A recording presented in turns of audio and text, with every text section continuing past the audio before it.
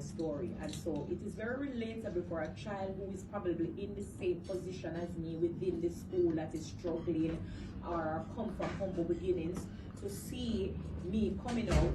You may be looking at Spice, but they see a success story. And that success story is still behind the Spice, whether you like it or not. I'm an entrepreneur, I'm a businesswoman. I have managed to have over 10 properties. I do estate, I do real estate, I have businesses, I do more of a Spice brand, but I am a multifaceted success story, and people can relate to me because I share that I used to walk barefoot, I share that I used to be homeless, I share that I come from humble beginnings, I share all these different things that kids will look at me and learn from. Whether you are a fan will like it or not, I'm still influenced. So when I went, thank you so much, when I went to St. Catherine High School, it was a success story of school. So whether you are a fan of me or not, it doesn't mean that the kids are not a fan of me. So whether you feel like I don't influence them or not, I influence them. So the fact that I influence them, I may be the one that can speak to them and say this is wrong, whether you think it's right or wrong. Now I'm going to go into the Bible, since as we went into the Bible as well, and I'm going to quote a scripture. So if you want to open your scripture and let us read, let us go to First Corinthians. And in 1 Corinthians, and I'm a woman of King's James first, and I think it's verse 27. It says, 1 Corinthians 1. But God hath chosen the foolish things of this world to confound the wise. For me, I think you look at me foolish. So this meeting was necessary because today I hope I'll be able to confound the wise, and I'm going to continue. God hath chosen the weak things of this world to confound the things that are mighty. I see the church as being mighty, and that is what is happening. Because something that should have been encouraging the children, the mighty church, Mr. said, it was the same God that never cast out anyone. He was a man of God that joined force with everyone. When they brought to him, because you used that word, Mr. Shutterwords, and said, I'm promiscuous, or I'm talking about sexual accusations about me, and he said that I was promiscuous. Now, when I look at that word means a woman that sleeps around with more than one man. I've only had 2 public relationships in my entire life. I'm 42 years old. So that was very wrong from a pastor coming from his mouth to say those things about me. Now, when you made your speech, you said you don't know anything about me. Yet you went on to elaborate and you speak on my character more than one time. So it shows that you do know about me. So that again is another lie. So what I want us to realize here is that we're talking of the issue of school. We're speaking on the issue of school. But I want the church to realize that you cannot do it alone. When you're grooming a child, it takes more than one party to raise the child. Which is why the Ministry of Education is saying that they needed to speak to the parents. Because whatever is affecting that child at home, it affects them there. Accusations about me, and he said that I was promiscuous. Now when I look at that word means a woman that sleeps around with more than one man. I've only had 2 public relationships in my entire life. I'm 42 years old. So that was very wrong from a pastor coming from his mouth to say those things about me.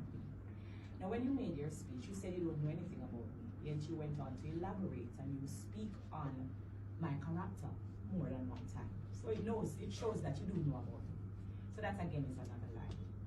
So what I want us to realize here is that we're talking of the issue of school. We're speaking on the issue of school. But I want the church to realize that you cannot do it alone.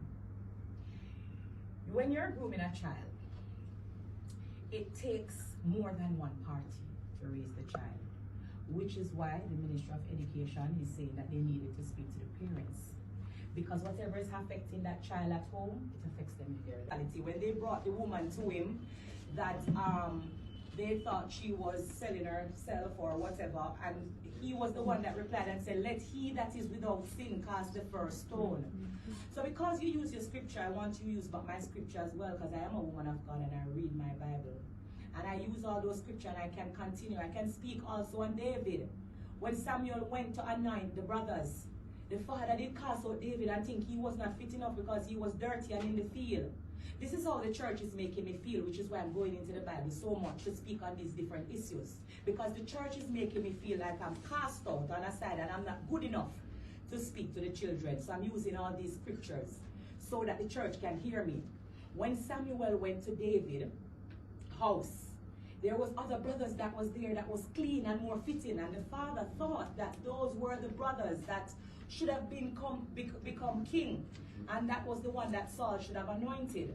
But when the father brought these brothers in front of Samuel, God said to Samuel, no, he rejected them. Those are not the brothers. And so Samuel said, you must have another child.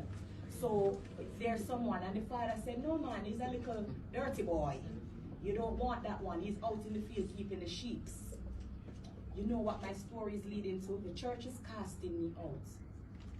But you're casting me out, not knowing that God can use me to get the message across. Because before I came here, the schools that the Ministry of Education was mentioning was already having 0 passes before I said I was going to do a school tour, which means there's a problem that is already existing in the school. So while the church may feel like, oh, it's the church alone must do this and the church, you don't know how God moves. God moves in mysterious ways. So I am very saddened to know that the church, who should have come and joined force with me to go into the school to speak with this, is casting me aside, as like David was casted by in outside when he was doing the sheep, when David was the one and everybody thought it was the other way around. So let me just come out of the Bible a little bit, because I was staying there since I'm dealing with the church. Kids, they learn from influences. That is why when we do the lewd lyrics, we get blamed for the way the kids behave.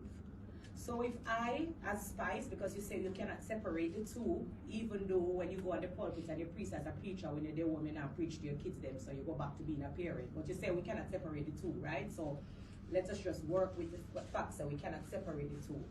Let's just work with me being an influencer. You said my lewd lyrics are influencing these children. So why the Spice, since I can't be myself and I can't be Grace Hamilton, why the Spice that the church feel like is bringing the children astray should not be the same Spice to go back and tell them that this is wrong, to say no. Because my tour was not a performance tour, so I'm not sure where we were being misled, because the church keeps speaking about the songs that I sing, the lyrics that I sing, the content of my music video. I wasn't showing any music videos. I wasn't performing any songs. You guys are speaking on a song that I have released, and I'm kind of clueless, but you guys said you can't separate the two, which is fine. If Ali Berry, who is an actress, should come here and wants to go into the school, I'm sure she would not be stopped. Yes, if I turn on my television, she have videos and movies where she performs them on TV. I don't know if I should say the word naked or nude. So I feel like there's a selective outrage coming from the church against me, because might I also add that I don't need to mention any names, but there have been other of my peers that has been doing performance